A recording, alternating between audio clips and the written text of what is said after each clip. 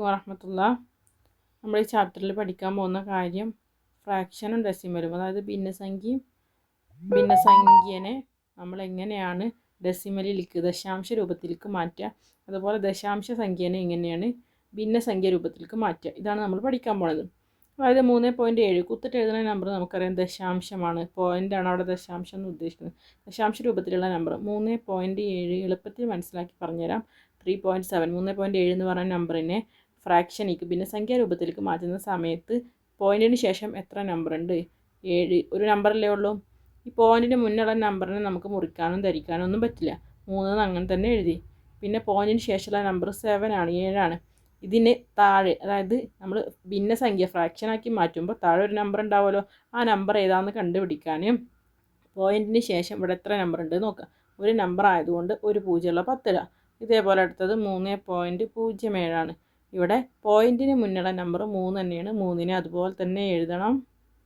പോയിൻറ്റിന് ശേഷം 2 നമ്പർ 0 ഉണ്ട്, 7 ഉണ്ട്, 0 ഉണ്ട്, 7 ഉണ്ട്.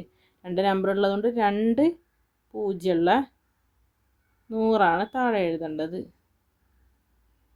അതായത് 0 7 എന്ന് പറയുമ്പോൾ 2 നമ്പർ ഉണ്ടല്ലോ, 2 നമ്പർ ഉള്ളതുകൊണ്ട് 2 പൂജ്യമുള്ള 100 താഴെ വരും. മുകളിൽ 7 തന്നെയാണ്, 0.7 എന്ന് പറഞ്ഞാൽ 0.7 തന്നെയാണല്ലോ. 3 ഇങ്ങനെ വരും, മിശ്ര ഭിന്ന രൂപത്തിൽ വരും, അതായത് മിക്സഡ് ഫ്രാക്ഷൻ. അടുത്ത നമ്പർ 30.7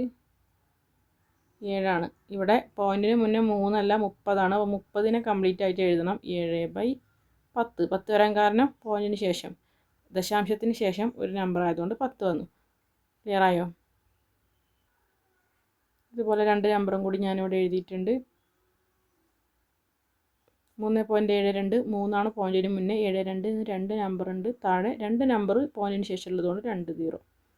ഇവിടെ 3 പോയിൻറ്റിന് ശേഷം 3 നമ്പർ ഉണ്ട്, അതായത് 0.72 എന്നാണ്. 0.72 എന്ന് പറഞ്ഞാൽ 72 തന്നെയാണല്ലോ, അതുകൊണ്ടാണ് 0ത്തിന് നമ്മൾ മൈൻഡ് ചെയ്യാത്തത് കേട്ടോ. 72 എന്ന് എഴുതണം. പക്ഷേ ഇവിടെ 3 സ്ഥാനം ഉള്ളതുകൊണ്ട് അവിടെ പോയിൻറ്റിന് ശേഷം 3 നമ്പറിലുണ്ട് 3 പൂജ്യങ്ങൾ വേണം. ഇങ്ങനെയാണ്.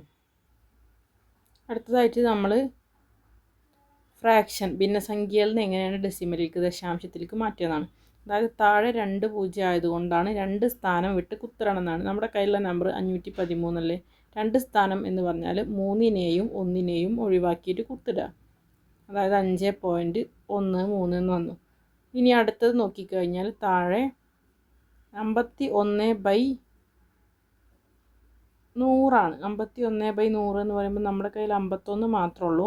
100 എന്ന് പറഞ്ഞാൽ 2 പൂജ്യമല്ലേ, 2 സ്ഥാനം വിട്ടിട്ടെന്ന് പറയുമ്പോൾ 1നെയും വിടണം 5നെയും വിടണം. 2 നമ്പറിനും വിട്ട് കുത്തിട്ടു. പക്ഷെ പോയിൻറ്റിന് മുന്നേ നമ്പർ ഇല്ലാത്തതുകൊണ്ട് ജസ്റ്റ് ഒരു 0 ഇട്ട് കൊടുത്തു.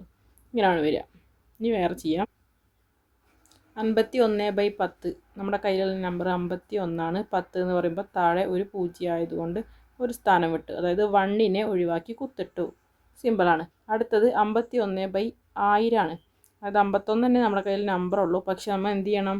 3 സ്ഥാനം വിട്ട് കുത്തിരണമെന്ന് പറയുമ്പോൾ നമ്മുടെ കയ്യിൽ 3 നമ്പർ ഉണ്ടോ? 3 പൂജ്യം ഉണ്ടാകുമ്പോൾ 3 സ്ഥാനം വിട്ട് കുത്തിരണ്ടേ. നമ്മുടെ കയ്യിൽ 3 നമ്പർ ഇല്ലാത്തതുകൊണ്ട് നമ്മൾ 3ാമത്തെ സ്ഥാനം വരാൻ വേണ്ടിയിട്ട് വെറുതെ ഒരു 0 ഇട്ട് കൊടുത്തു. ഇപ്പോൾ കുത്തിട്ടു. ഇപ്പോൾ കുത്തിന് ശേഷം പോയിൻറ്റിന് ശേഷം 3 നമ്പറില്ലേ, കറക്റ്റാണ്. ഇങ്ങനെ പിന്നെ ഇപ്പോൾ ഞാനൊരു എക്സ്ട്രാ 0 ഇട്ടത് പോയിൻറ്റിന് മുന്നിൽ നമ്പറൊന്നും ഇല്ലാത്തതുകൊണ്ട് ഒന്ന് സ്റ്റാൻഡേർഡ് ആക്കാൻ വേണ്ടിയിട്ടാണ്. ഇങ്ങനെയാണ് ഫ്രാക്ഷനിൽ നിന്ന് ഭിന്നസംഖ്യയിൽ നിന്ന് ഡെസിമലിലേക്ക് മാറ്റുന്നതും, അതുപോലെ ഫ്രാക്ഷനിൽ നിന്ന് ഡെസിമലിലേക്ക് മാറ്റുന്നതും, അതായത് ഭിന്നസംഖ്യയിൽ നിന്ന് ദശാംശത്തിലേക്ക് മാറ്റുക, താഴെ തിരിച്ച് ദശാംശത്തിൽ നിന്ന് ഭിന്നസംഖ്യയിലേക്ക് മാറ്റുക. ഇങ്ങനെയാണ് കൺവേർഷൻ നടക്കുന്നത് കേട്ടോ. ഇങ്ങനെ കൺവേർട്ട് ചെയ്യുക, അതായത് നമുക്കിപ്പോൾ നമ്മൾ ഈ ചാപ്റ്ററിൽ പഠിക്കുന്നത് ദശാംശ സംഖ്യകൾ, അതായത് ഡെസിമൽ നമ്പർ തമ്മിൽ കൂട്ടാനും കുറക്കാനുമാണ്. ഇങ്ങനെ കൂട്ടുന്ന സമയത്ത് നമ്മൾ ആദ്യം അവരുടെ ഫ്രാക്ഷൻ അഥവാ ഭിന്നസംഖ്യ ആക്കി മാറ്റിയതിന് ശേഷമാണ് കൂട്ടും കുറക്കും ചെയ്യുക.